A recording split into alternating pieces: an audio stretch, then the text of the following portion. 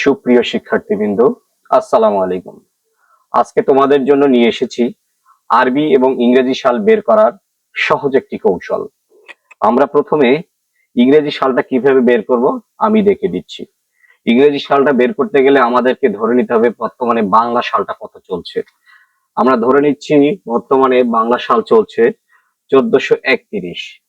এই 1431 হচ্ছে বাংলা সাল। এই 1431-এর সাথে 593 আমাদের যোগ করতে হবে। এই 593 যোগ করলে 3 আর 1 4, 9 আর 3 12, 12 2 হাতে 1, 4 1 9, 9 আর 1 10 শূন্য হাতে 1 আর 1 1 2। এই 2024 সাল আমাদের বের হয়ে গেছে। তাহলে 1431টা হচ্ছে আমাদের বাংলা সাল, 2024 হচ্ছে আমাদের ইংরেজি সাল।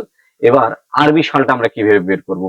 আরবি সালটা বের করতে গেলে আমাদেরকে ইংরেজি সাল থেকে 2024 ইংরেজি সাল 2024 থেকে 578 আমাদেরকে বিয়োগ করতে হবে। এই 578 বিয়োগ করি, 578 বিয়োগ করতে হবে।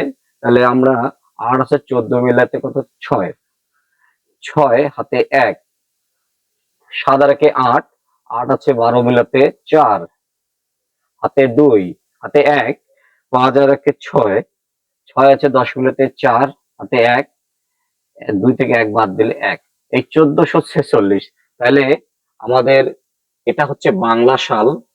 তাহলে বাংলা সাল হচ্ছে আমাদের 1431, এটা হচ্ছে ইংরেজি 2024, এটা হচ্ছে আরবি।